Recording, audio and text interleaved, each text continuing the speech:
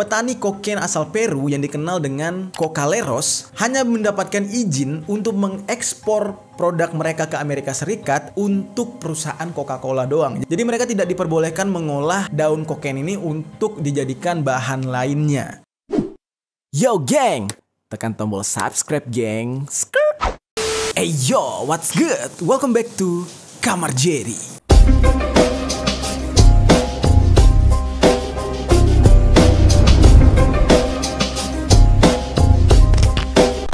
Geng.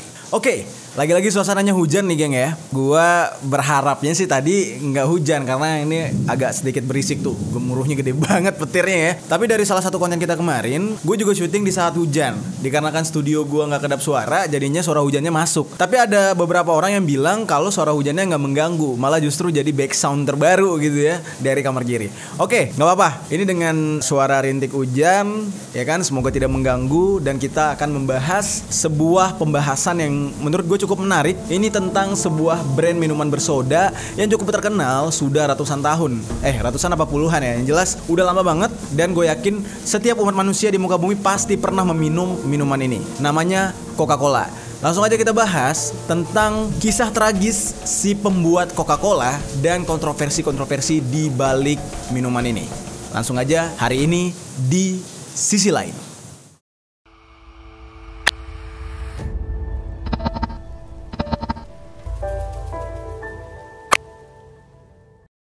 Coca-Cola adalah sebuah minuman yang bisa dikatakan salah satu dari sekian banyak minuman yang sangat terkenal dan populer di dunia. Coca-Cola ini bahkan sudah berkolaborasi dengan brand-brand yang lain, misalkan kayak McDonald's, terus juga KFC, serta brand-brand makanan lainnya. Walaupun seperti yang kita ketahui, meminum Coca-Cola itu adalah sebuah hal yang tidak baik untuk kita jadikan kebiasaan. Karena ya banyak kandungan-kandungan yang sebenarnya kalau kita konsumsi secara berlebihan udah pasti nggak sehat gitu kan. Namun pernahkah terfikir oleh kalian untuk mencari tahu siapakah penemu resep Coca-Cola pada awalnya? Karena nih ya, kalau kita lihat di YouTube, banyak eksperimen-eksperimen yang berhubungan dengan Coca-Cola yang aneh-aneh. Ada yang mengatakan Coca-Cola ini bisa menjadi sebuah cairan untuk menghilangkan karat. Otomatis kan berarti itu berbahaya, alias ini ya tidak baik untuk tubuh gitu kan. Terus ada juga yang mencoba memanaskan Coca-Cola sampai kering, yang dimana akhirnya Coca-Cola itu menjadi gumpalan gula merah. Dari situlah banyak yang berspekulasi kalau resep Coca-Cola ini hanya gula, air, dan soda katanya.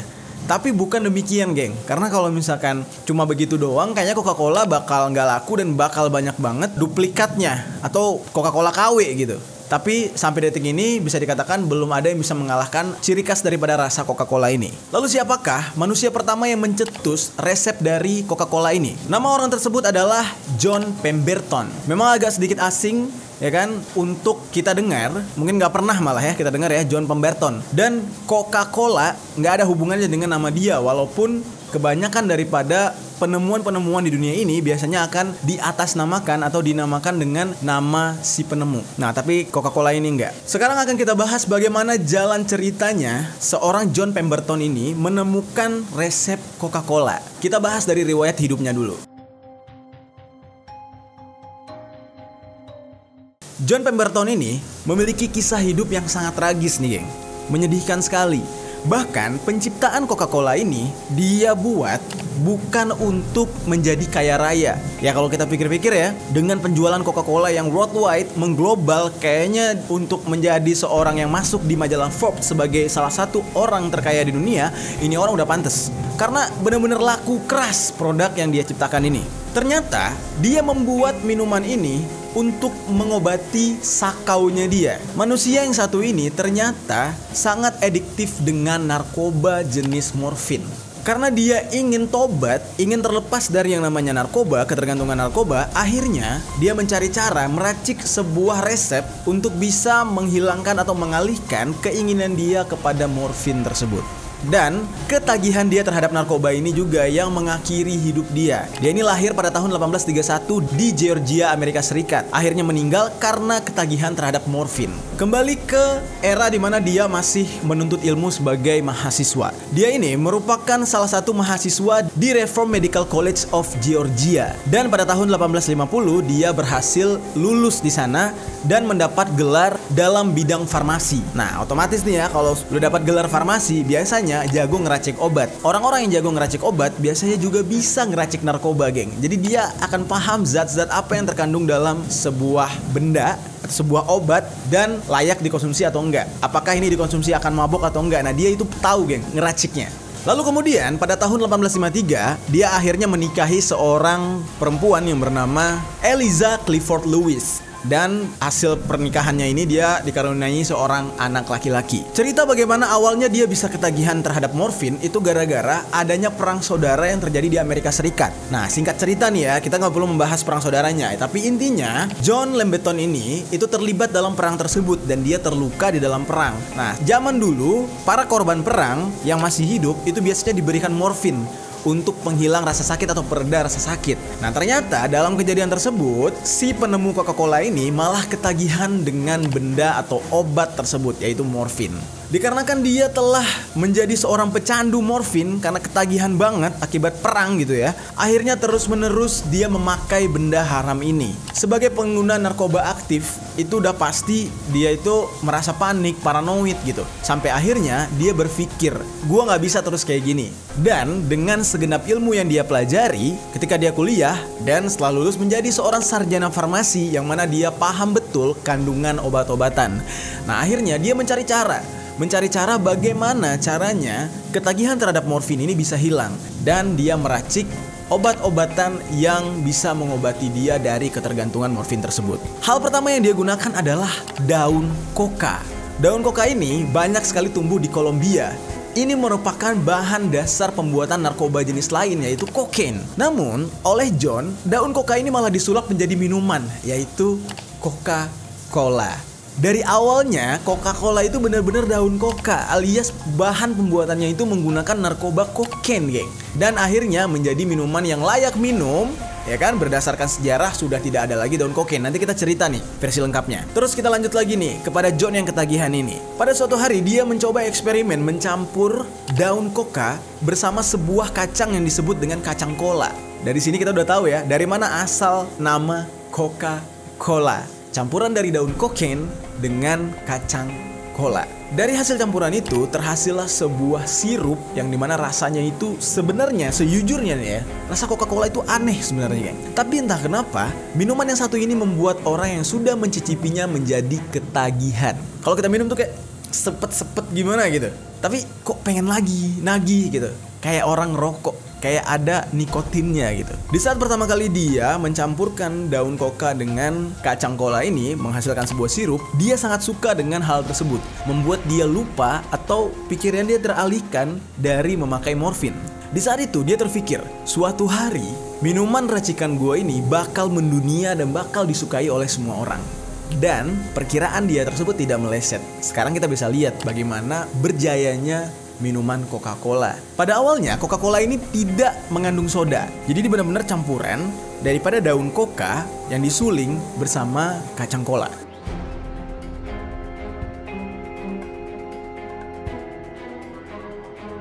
Dia berniat untuk mengkomersilkan produk temuannya ini. Dia membawa sebuah sampel ke farmasi tempat dia bekerja. Di sana dia menawarkan untuk mengkomersilkan atau mengemas produk ini untuk dijual ke khalayak ramai. Nah, di situ dia mempunyai ide ingin berkolaborasi dengan bahan minuman berkarbonat atau minuman karbonasi atau soda tersebut. Di sini dia berkolaborasi dengan sebuah merek Willys Venable. Willy inilah orang yang memiliki merek karbonasi dan berkolaborasi dengan John untuk menghasilkan resep minuman John itu lebih sempurna lagi. Rasanya enak namun bersoda. Nah, bule-bule pada suka dengan sensasi minuman tersebut. Pada awal kemunculan Coca-Cola di pasaran, ini masih tergolong obat. Bisa dikatakan ini adalah obat penenang.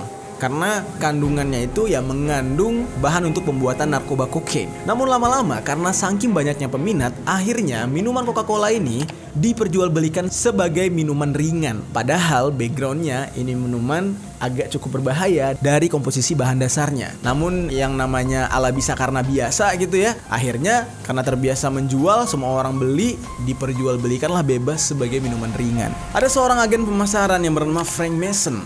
Frank Mason inilah yang membantu pemasaran atau penjualan Coca-Cola dan dia juga bertanggung jawab atas nama Coca-Cola karena memang bahan dasarnya terbuat dari daun coca dan kacang cola ini. Perlu kalian ketahui nih geng ya, pada awalnya kan memang minuman ini diciptakan untuk membuat si John ini lebih ringan atau bisa menghindari yang namanya sakau terhadap morfin. Namun sayangnya yang namanya orang sudah ketagihan, dia hanya teralihkan untuk sementara waktu. Di awal-awal oke, dia teralihkan dari morfin, dia rutin meneguk Coca-Cola, dia rutin mengkonsumsi Coca-Cola. Namun lama-lama rasa penasarannya timbul lagi dan dia akhirnya mencoba morfin lagi dan sakau lagi. Jadi ternyata penciptaan Coca-Cola ini hanya sebagai obat sementara untuk John.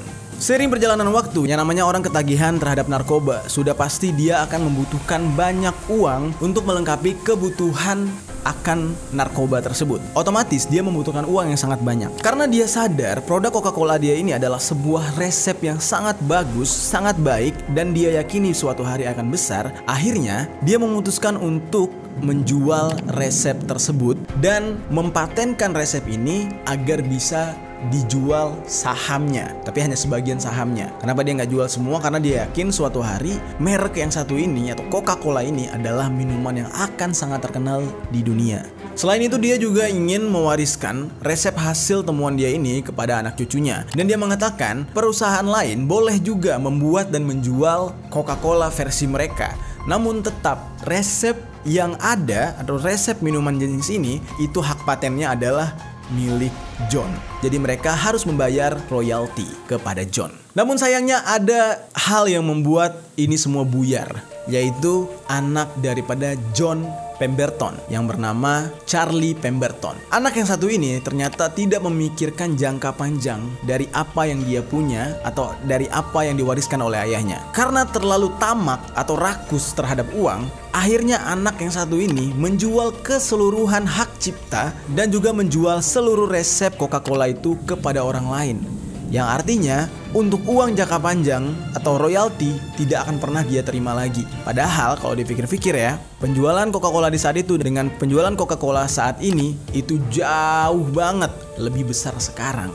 Hak paten dan juga hak cipta daripada resep Coca-Cola ini akhirnya dibeli oleh seorang jutawan perdagangan yang bernama Asa Candler. Lalu pada akhirnya pada tahun 1888, ya tepat beberapa bulan setelah penjualan seluruh peninggalan daripada John Pemberton ini, akhirnya si penemu Coca-Cola alias John Pemberton meninggal dunia. Kematian daripada John Pemberton ini dikatakan gara-gara dia itu mengidap penyakit kanker perut. Dan yang menyedihkan adalah di saat detik-detik dia akan menghadapi kematian, itu dia dalam keadaan yang sangat miskin dan masih ketagihan terhadap morfin. Sementara itu, di tangan Asa Candler, resep Coca-Cola ini akhirnya dikembangkan dan dibesarkan lebih gila lagi. Sampai-sampai Coca-Cola ini menjadi salah satu minuman yang sangat besar namanya yang tersebar di seluruh dunia. Maka merugilah keluarga daripada Pemberton gara-gara anaknya yang bernama Charlie Pemberton. Terus ada juga yang mengatakan nih geng ya, di dalam sejarahnya sebenarnya John Pemberton ini itu bukan seorang farmasi. Dikatakan dia ini adalah seorang dokter hewan katanya. Cuman ini beritanya masih simpang siur. Karena kalau dipikir-pikir, kalau berhubungan dengan racik-meracik obat, sudah pasti seorang yang mengerti akan dunia farmasi, bukan dokter hewan. Terus juga ada merek lain yang mirip dengan Coca-Cola, yaitu Coke. Nah, kalau Coke ini adalah karya daripada seorang ahli kimia dari Paris yang bernama Angelo Mariani. Nah, namun saat ini kita fokus dulu dengan pembuatan daripada Coca-Cola. Di dalam perjalanannya ternyata banyak sekali kontroversi tentang Coca-Cola ini, geng. Dimana tadi sudah kita ceritakan ternyata si penemu resepnya justru tidak menikmati hasil kejayaan atau hasil daripada suksesnya Coca-Cola. Terus juga dia mati dalam kondisi penyakit kanker. Terus juga di sepanjang kehidupannya gitu ya, di akhir sebelum dia meninggal dunia ternyata dia hidup miskin dan juga harus menanggung yang namanya ketergantungan terhadap morfin. Kita bahas nih beberapa hal lain yang menjadi kontroversi daripada kehadiran Coca-Cola di muka bumi ini. Langsung aja yang pertama. Dalam kampanyenya, Coca-Cola memastikan anak-anak muda lebih memilih Coca-Cola daripada minuman yang sehat. Pada tahun 1990-an, banyak sekali merek-merek dagang yang muncul. Jadi kalau misalkan kalian bertanya-tanya, ini semenjak kapan ya brand yang ini muncul, terus brand yang itu muncul, semenjak kapan mereka terkenal? Nah, era 1990-an. Disitulah banyak sekali pengusaha-pengusaha yang berlomba-lomba membuat dan mempatenkan brand mereka, terutama brand produk minuman ringan. Brand minuman ringan di saat itu melancarkan strategi-strategi untuk mendoktrin orang-orang agar mau meminum produk mereka. Salah satu produk yang juga ikut dalam campaign tersebut adalah Coca-Cola. Mereka berusaha keras untuk membuat anak-anak yang masih setingkat sekolah untuk mengkonsumsi yang namanya Coca-Cola produk mereka. Bahkan mereka menginginkan orang-orang ini mengkonsumsi seumur hidup. Ini caranya sama seperti doktrin daripada rokok. Nah, kalau misalkan kalian perhatikan, rokok-rokok itu di negara kita juga unik nih ya. Olahraga tapi disponsori oleh rokok. Padahal itu nggak ada hubungannya gitu kan. Masa iya orang olahraga tapi harus ngerokok gitu kan. Itu nggak sehat. Antara kesehatan dengan yang tidak sehat malah berkolaborasi, itu aneh. Nah, di zaman dahulu gitu ya, Coca-Cola ini menandatangani kontrak dengan sekolah-sekolah. Bayangin tuh, produk minuman berkarbonat gitu ya, menandatangani sebuah kontrak perjanjian dengan sekolah-sekolah, yang mana isinya adalah mereka meminta hak eksklusif kepada sekolah tersebut untuk penjualan produk mereka, dimana mereka mau di sekolah ini hanya ada brand mereka yang dijual. Misalkan kayak ada mesin untuk membeli minuman, nah itu brand Coca-Cola. Terus juga di kafe-kafenya atau di kantin-kantinnya cuma boleh ada Coca-Cola. Bahkan di saat itu mereka menyaingi penjualan air putih kemasan. Gila gak tuh? Di zaman itu geng, sekolah-sekolah yang mau menandatangani kontrak kerjasama dengan pihak Coca-Cola akan mendapatkan komisi sebesar 4 juta rupiah. Nah itu tapi di zaman itu ya, 4 juta rupiah tahun 90-an tuh udah kayak berapa ya, 40 juta, 400 juta mungkin ya. Karena mengalami inflasi gitu kan, jadinya ya sekarang terdengar kecil, tapi di saat itu gede banget. Dan mereka mendapatkan hak penjualan eksklusif di sekolah tersebut selama 10 tahun, bayangin tuh. Namun ada di satu kasus mereka bahkan pernah membayar ratusan juta rupiah untuk menandatangani kontrak di sebuah sekolah di Syracuse, New York, Amerika Serikat. Yang dimana di situ sampai kepada stadium olahraga sekolah tersebut harus tertera logo Coca-Cola yang sangat besar. Memang kalau misalkan kita lihat nggak terkesan jahat, ini kan hanya sebuah perjanjian bisnis. Namun di sini ada cara atau trik marketing mereka yang cukup, wah ini cukup, gue gak berani bilang licik, gak berani, kalian nilai sendiri ya.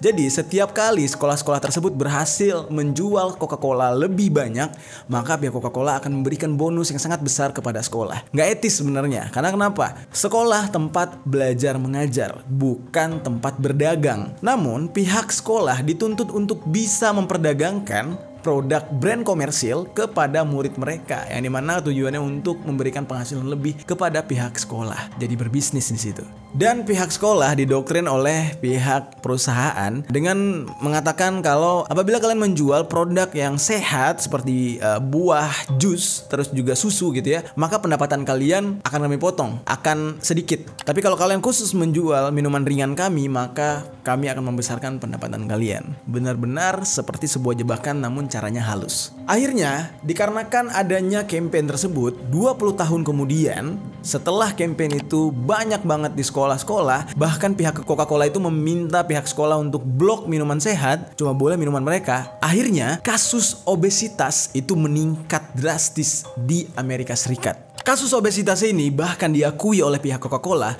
mereka adalah salah satu penyebab yang harus bertanggung jawab. Memang mereka sadar dari 10 tahun lalu ketika mereka campaign untuk keuntungan perusahaan mereka, hal yang mereka takuti adalah obesitas daripada rakyat Amerika itu sendiri. Nah, makanya kesuksesan daripada Coca-Cola ini berbanding lurus atau sejalan dengan penyakit yang diidap oleh anak-anak yang ada di Amerika setelah 10 tahun mengonsumsi Coca-Cola. Oke, itu kontroversi yang pertama. Kita langsung ke kontroversi yang kedua nih, geng. Kontroversi yang kedua ini bermasalah dengan air.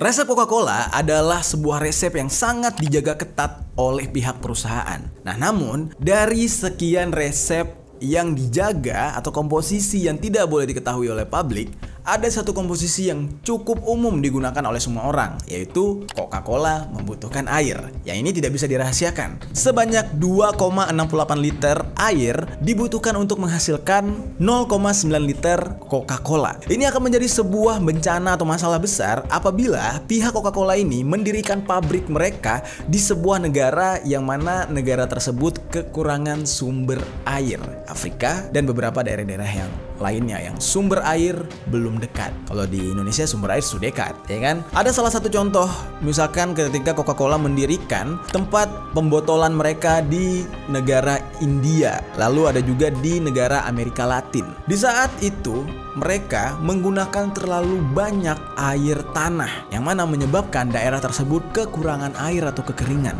Hal ini berdampak kepada masyarakat tidak punya cukup air untuk diminum atau menyiram tanaman, yang dimana dampaknya adalah negara tersebut kekurangan bahan pangan atau kekurangan bahan makanan disebabkan kekeringan. Akhirnya hal ini mendapat banyak protes dan demo dari masyarakat. Salah satu kilang yang ada di India karena mendapatkan protes akhirnya terpaksa tutup. Namun mereka masih punya kilang atau tempat pembotolan lain yang ada di India, di daerah lainnya gitu ya. Dan sampai saat sekarang ini di Amerika Latin mereka masih ada, dan juga di negara-negara yang industrinya itu cukup murah untuk membayar para buruh, namun mereka masih ada di sana. Dan itu menjadi sebuah masalah yang berkepanjangan bagi negara tersebut. Oke, kontroversi yang ketiga, bahan Coca-Cola atau resep Coca-Cola yang akhirnya berubah. Seperti yang gue katakan tadi, bahan dasar awal daripada Coca-Cola ini adalah daun coca, yang dimana seorang Pablo Escobar mati gara-gara memperjuangkan benda tersebut. Tapi bagaimana bisa daun coca menjadi bahan dasar minuman, yaitu Coca-Cola? Sebenarnya ini nggak aneh, geng. Kenapa? Karena kita tarik ke belakang. Banyak sekali ini narkoba-narkoba yang dibuat dari tanaman, ya kan, hasil ciptaan Tuhan alias organik, sebenarnya punya manfaat. Ganja punya manfaat, coca juga punya manfaat. Ganja manfaatnya ya sebagai pengempuk makanan, penambah nafsu makan. Terus juga bahan daripada batangnya apabila dibuat untuk baju anti peluru itu bagus. Dibuat sebagai sandang pangan juga oke. Tapi hal yang menjadikan daun ganja atau pohon ganja ini sebagai narkoba adalah penyalahgunaannya untuk diisep atau dijadiin rokok. Karena itu ya sebagai obat penenang memang. Tapi entah bagaimana ceritanya dianggap kalau itu membuat orang-orang adiktif. Dari beritanya sih ini ada pergesekan antara tanaman ganja dengan pengusaha tanaman tembakau. Yang kabarnya apabila tanaman ganja ini dilegalkan, maka rokok akan bangkrut. Kabarnya kayak gitu. Nah, kalau untuk tumbuhan coca, jujur sebenarnya gue belum mempelajari apa aja nih kegunaan tumbuhan coca. Ya salah satunya manfaatnya untuk membuat Coca-Cola. Namun, coca adalah tumbuhan penghasil bubuk kokain, yang dimana sekarang itu adalah narkoba yang sangat dimusuhi oleh Amerika. Narkoba yang sangat laku di kalangan anak remaja Kolombia serta Amerika, namun sangat dimusuhi oleh pemerintah Amerika karena ini bisa menyebabkan kerugian atau krisis ekonomi Amerika apabila daun kokain ini terus-menerus diperjualbelikan dalam bentuk serbuk kokain. Nah, karena bahan dasar awal daripada Coca-Cola ini adalah pohon coca atau daun coca, akhirnya bahan dasar yang asli diganti atau dihilangkan. Jadi daun coca ini sudah tidak menjadi bahan dasar daripada pembuatan Coca-Cola lagi. Yang ada di otak gue sekarang, jujur, gue suka Coca-Cola, tapi gue penasaran banget untuk resep aslinya itu rasanya gimana, sensasinya gimana, jujur. Namun sayangnya itu adalah benda yang ilegal untuk saat ini. Daun coca ini mengandung koko alkaloid, dan itu merupakan bahan dasar untuk membuat serbuk narkoba kokain. Nah, namun tidak ada informasi yang pasti tentang berapa banyak kandungan daripada kokain atau Coca-Cola ini di dalam minuman Coca-Cola di saat itu. Namun yang pasti di minuman tersebut terkandung daun atau terkandung ekstrak daripada daun coca ini. Dan pada zaman dahulu Coca-Cola ini adalah minuman beralkohol katanya. Ini di tahun 1886 lah gitu ya. Terus setelahnya ya dihilangkan. Namun di dalam penjualan global pada saat itu, kandungan daun kokain itu masih ada di dalam Coca-Cola, walaupun sudah diperjualbelikan dalam jumlah banyak gitu ya. Namun seiring berjalan waktu, ya daun kokain ini akhirnya sedikit demi sedikit dihilangkan kandungannya dan diganti dengan gula dengan kadar yang sangat tinggi. Nah, pada tahun 1899 Coca-Cola ini mulai menjual produk mereka di dalam botol, yang dimana botolnya itu sangat terkenal bentuknya. Dan botol ini sangat khas di kalangan orang-orang Afrika Amerika alias orang-orang kulit hitam. Dan di saat itu mereka benar-benar menggunakan daur ulang botol ini sebagai dispenser mereka, karena di saat itu ya masih era rasis lah ya, rasisme. Mereka ini benar-benar diasingkan. Jadi mereka memanfaatkan botol Coca-Cola sebagai botol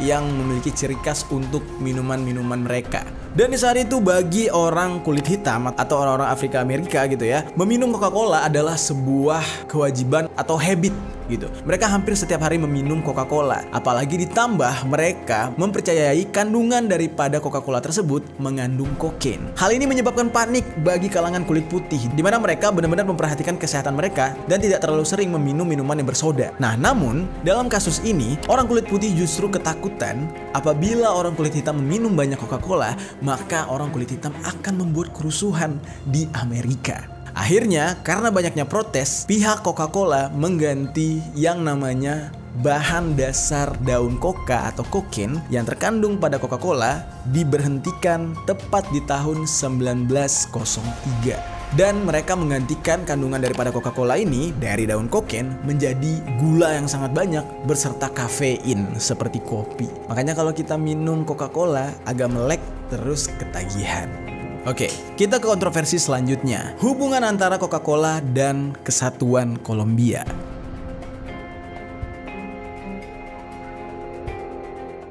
Kejadian ini terjadi pada tanggal 5 September 1986. Tiba-tiba saja, unit militer sayap kanan Kolombia muncul di sebuah pabrik pembotolan Coca-Cola di daerah Cerepa, Kolombia. Nah, salah satu eksekutif serikat pabrik yang bernama Isidro Segundo Gil menemui para militer tersebut untuk menanyakan ada hal apa atau mengapa mereka datang ke sini.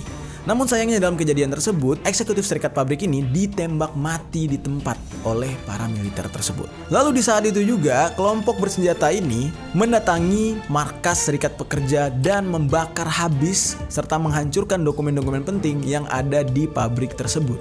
Lalu keesokan harinya mereka mendatangi pabrik pembotolan atau tempat pengemasan, di mana mereka mengancam para pekerja berhenti untuk mengerjakan pembotolan atau pengemasan atau akan mati seperti bos mereka yang bernama Gil. Akhirnya para pekerja ini memilih untuk berhenti daripada mereka mati, dan mereka pergi dari tempat tersebut atau dari pabrik tersebut. Dan para pasukan militer ini menduduki pabrik yang telah kosong tanpa pekerja tersebut. Mereka tinggal di sana. Namun mereka sempat menempati tempat itu nggak terlalu lama, ya sekitar 2 bulan. Dan pada awalnya para pekerja yang diusir atau disuruh pergi oleh pihak militer ini adalah pekerja-pekerja dengan gaji sebesar Rp4.000 per bulan. Nah, Rp4.000 tuh bisa dibilang itu kayak 4 juta lah di zaman itu. Rp4.000 gajinya per bulan. Lalu mereka diusir semua dan pabrik tersebut sempat mati dan diduduki oleh para militer selama 2 bulan. Dan setelah itu anehnya tiba-tiba saja pabrik dibuka kembali. Namun dalam kondisi ini pihak Coca-Cola justru merekrut para pekerja baru yang dimana gajinya lebih kecil, yaitu sebesar Rp2.000 per bulan, alias kayak sekarang tuh 2 juta. Jadi itu benar-benar pemberhentian paksa untuk menggantikan orang baru agar harganya jauh lebih murah. Lalu bagaimana dengan kasus pembunuhan daripada Gil? Dia ini kan salah satu orang penting di perusahaan Coca-Cola. Memang tidak ada hal atau tidak ada bukti konkret yang menuduhkan pihak perusahaan Coca-Cola sengaja membunuh si Gil tadi. Namun tidak ada keseriusan dari perusahaan Coca-Cola untuk mencari tahu siapa dalang dibalik pembunuhan Gil ini. Bahkan pihak Coca-Cola sendiri tidak mengeluh pada pemerintah Kolombia karena adanya pembunuhan itu dan juga pengusiran terhadap karyawan mereka, yang mana mereka sempat berhenti selama 2 bulan tidak beroperasi. Inilah sebuah bentuk kecurigaan, berarti perusahaan terlibat dalam kasus ini, yang artinya mereka sedang merencanakan sesuatu untuk menggulingkan para pekerja serta Gil di saat sebelumnya untuk digantikan dengan para pekerja yang lebih murah. Dan ketika diusut, memang sebelumnya para pekerja ini sempat demo soal jam kerja, soal bagaimana kesejahteraan mereka, soal gaji gitu ya, mereka sempat demo. Yang dimana di saat itu pihak perusahaan kedua yang memegang kontrak kerjasama dengan Coca-Cola adalah Bebidas Y Alimentos, yang mana mereka ini adalah pemegang kontrak untuk wilayah Amerika Selatan.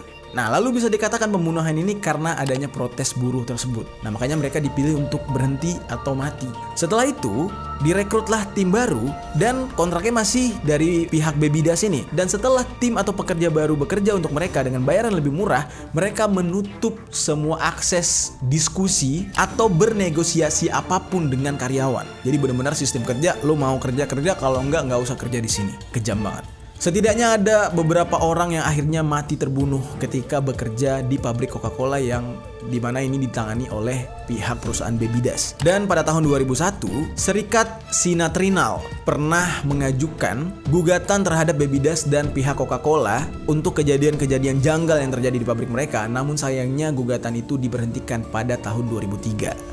Kalian paham lah kenapa ya. Mereka adalah perusahaan yang besar dan mereka memiliki kuasa penuh. Nah, itu tadi keterhubungan pihak Coca-Cola dengan kesatuan militer Kolombia. Sekarang kita yang terakhir akan membahas sebuah kejanggalan lain, yaitu keterhubungan Coca-Cola dengan petani Peru.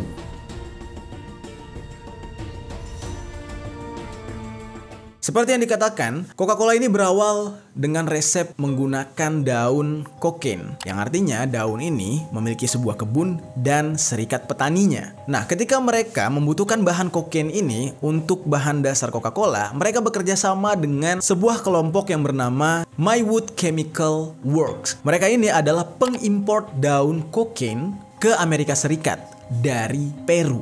Nah, jadi petani kokain itu nggak cuma ada di Kolombia, di Peru juga ada. Untuk saat ini, Maywood Chemical Works ini sudah menjadi atau berubah nama perusahaannya menjadi Stepan. Nah, pihak Stepan ini masih mengimpor daun coca untuk bahan dasar Coca-Cola di Amerika Serikat dari Peru. Namun katanya daun coca yang mereka impor itu sudah dipisahkan kadar alkaloid kokainnya dari si daun. Jadi yang dipakai tuh unsur kimia lain gitu ya. Lalu mereka tidak semerta-merta membuang kandungan alkaloid kokain itu secara cuma-cuma, karena hal tersebut masih bisa dirubah menjadi obat-obatan. Jadi mereka masih menjual hal tersebut di bawah pengawasan pemerintah.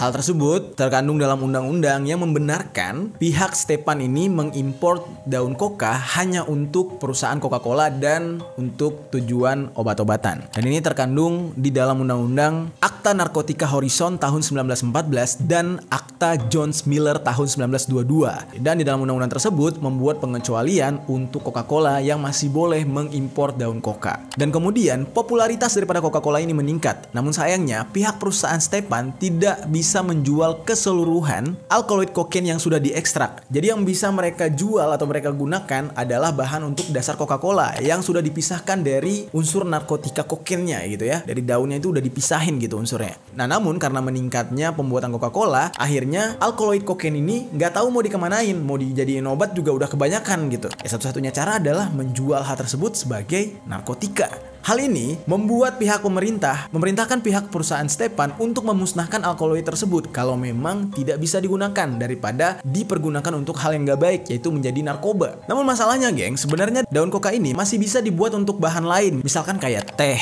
gula-gulaan, tepung, masih bisa. Nah, akan tetapi petani kokain asal Peru yang dikenal dengan Cocaleros hanya mendapatkan izin untuk mengekspor produk mereka ke Amerika Serikat untuk perusahaan Coca-Cola doang. Jadi mereka tidak diperbolehkan mengolah daun kokain ini untuk dijadikan bahan lainnya. Ya, hal ini membuat banyaknya petani dari Peru ini atau Cocaleros ini hidup miskin karena mereka tidak bisa menjual produk daun kokain mereka di luar daripada perusahaan Stepan dengan Coca-Colanya. Nah, disinilah yang membuat banyak petani-petani ini kadang membelot menjual produk mereka atau mengolah produk mereka untuk dijual bersama para narkos alias pengedar narkoba seperti Pablo Escobar. Nah, jadi itulah dia tadi geng beberapa kontroversi daripada Coca-Cola yang sekarang kita konsumsi. Karena ternyata banyak sekali kisah di baliknya yang kontroversial. Mulai daripada penemunya sampai dengan bahan daripada pembuatannya. Semoga informasi ini bermanfaat untuk kalian semua.